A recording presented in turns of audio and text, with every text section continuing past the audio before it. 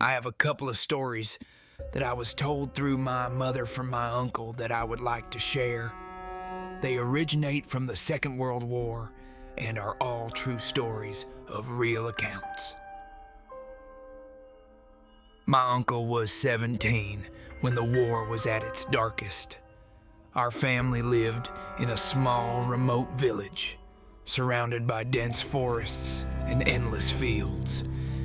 The war always felt distant, like thunder on the horizon, but its shadow was everywhere. Soldiers marched through muddy streets, searching for anyone hiding something, or someone. The rules were simple: obey, don't ask questions, and above all, never help a deserter. Desertion meant death, and so did helping one. One bitterly cold evening, as the first snow began to fall, my uncle's father, my grandfather, came home with a stranger. The man was young, maybe 20, with hollow cheeks and terrified eyes. His uniform was torn and filthy, and his hands shook as he clutched a battered satchel.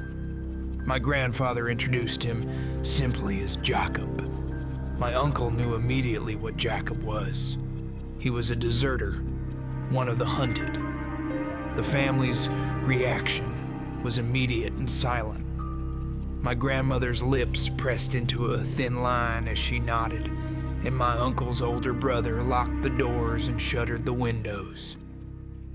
They led Jacob down to the cellar, a cramped, dirt-floored space beneath the house.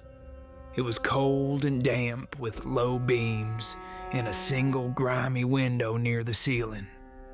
Jacob curled up in the corner, shivering, as my uncle brought him a blanket and a bowl of thin soup. The next few days were a blur of anxiety. Every knock at the door, every shout from the street, sent a jolt of terror through the house. My uncle's family moved through their routines with forced normalcy, but the tension was suffocating. They spoke in whispers, careful never to mention Jacob's name. Jacob rarely spoke.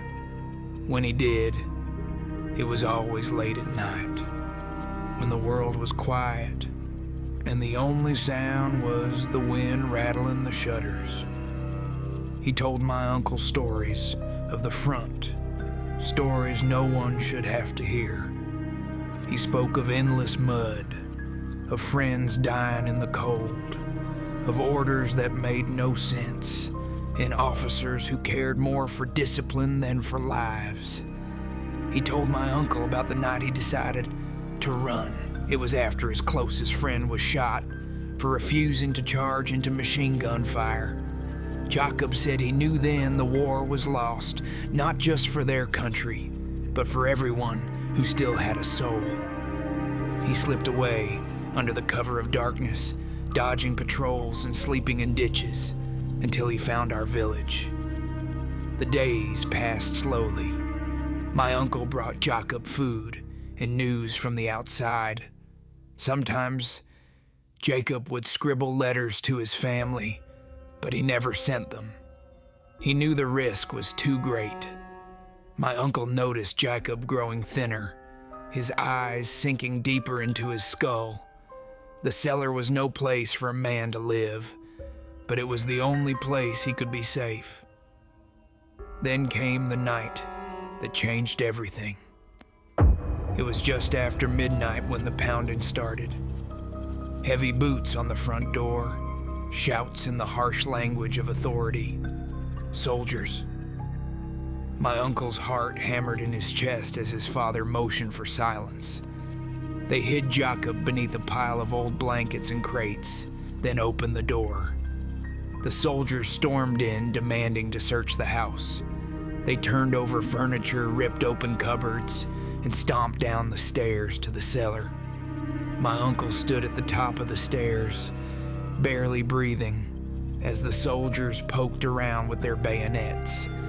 One of them paused, his flashlight beam lingering on the pile where Jacob was hidden. My uncle's blood turned to ice, but then the soldier's radio crackled in order to regroup outside. With a curse, the soldiers retreated, slamming the door behind them. The family stood in silence for a long time, listening to the sound of boots fading into the night. After that, everyone knew Jacob couldn't stay. The soldiers would be back, and next time, they might not be so easily distracted. My grandfather made arrangements with a trusted friend in the next village, a woman known for helping those in desperate need. The night Jacob left was the coldest of the year. My uncle remembers the way the moonlight glinted off the snow, the way Jacob's breath hung in the air like a ghost. They dressed him in old clothes and wrapped him in blankets. My uncle and his father led him through the woods, keeping to the shadows, avoiding the main road. Every sound seemed amplified: the crunch of snow, the distant bark of a dog, the wind whispering through the trees. My uncle kept looking over his shoulder, certain that soldiers were following. At one point, they had to hide in a ditch as a patrol passed by, their voices echoing through the darkness. Finally, they reached the edge of the next village. The woman was waiting, a lantern in her hand. She took Jacob's arm and led him inside, closing the door softly behind them. My uncle and his father walked home in silence, the weight of what they had done pressing down on them. They knew they had risked everything, their lives, their family, their future, to save a stranger, but they also knew it was the right thing to do. My uncle wasn't a soldier or a spy himself, but his older brother, my great-uncle, was a famous jazz singer. He toured across Europe during the war, performing in smoky clubs and grand theaters, his voice a rare light in dark times. But what most people didn't know was that his tours were more than just entertainment. They were a cover for something much more dangerous. The war had turned the world upside down, and spies were everywhere. My great-uncle was recruited by the resistance to use his fame and travels to smuggle secret messages. He hid them in sheet music, tucked inside his personal belongings, sometimes even woven into the lyrics of his songs. The codes were clever, phrases that seemed like inside jokes or odd musical notations that only a select few could decipher. At first, my uncle didn't understand what was happening. He was just a kid, and his brother's life seemed glamorous and exciting. But as the war dragged on, the family began to realize the risks they were taking. Every time my great-uncle returned home, the tension in the house was palpable. They never knew if he was being followed or if someone in the village might betray them. My great-uncle's tours took him to cities under strict surveillance. Every concert was a gamble. The Gestapo and other secret police were always watching, trying to catch anyone passing information to the resistance. The family had to be careful. Anyone could be listening. Sometimes, my uncle was asked to deliver a sealed envelope or a rolled-up piece of sheet music to a friend in town, never knowing what was really inside. One time, my uncle remembers, his brother came home with a battered suitcase. Inside, hidden beneath layers of clothes, was a stack of sheet music with coded messages written in invisible ink. My uncle watched as his brother held the pages over candle flame, revealing the faint, secret writing. The realization hit him hard. Their family was now part of something much bigger. and far more dangerous than they'd ever imagined. The tension was constant. My great-uncle's wife and children didn't know the full extent of his secret life, but they sensed the fear and the need for silence. My uncle remembers his mother sitting up late at night, listening for footsteps outside, her hands trembling as she clutched her rosary. There was one night that stands out in my uncle's memory.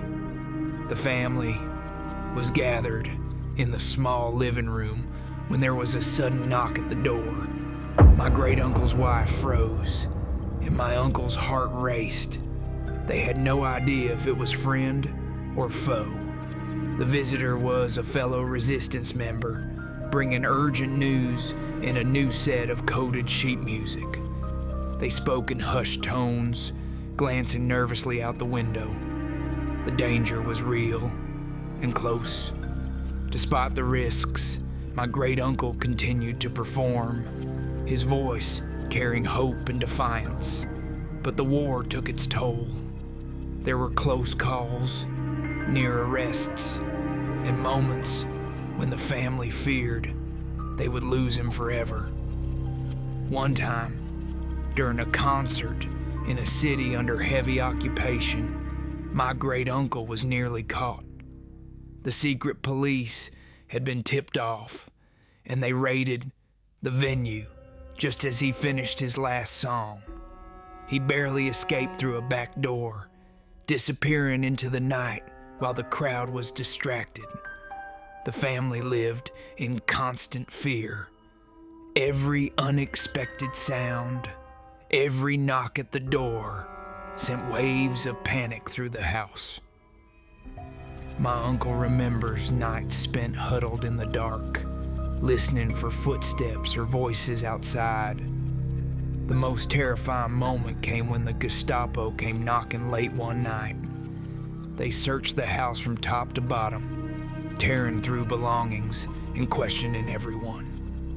My uncle's heart pounded as they came closer to discovering the hidden messages. But somehow, the family's careful planning and nerves held. The Gestapo left empty-handed, but the fear lingered long after. After the war, my great-uncle's role remained a secret for many years. The family kept the story to themselves, a hidden chapter of bravery and sacrifice. My uncle told me this story with a mix of pride and sorrow. It's a reminder that sometimes the most unlikely heroes are the ones who sing in the shadows, risking everything to keep the flame of freedom alive.